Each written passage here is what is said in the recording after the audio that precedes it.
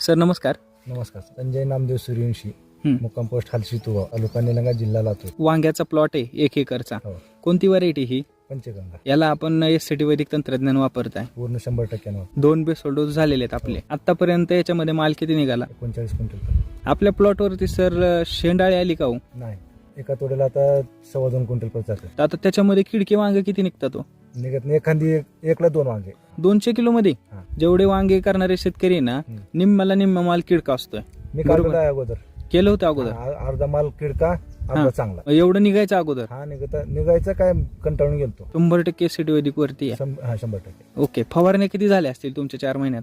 पोषणाच्या 2, आळीसाठी 3.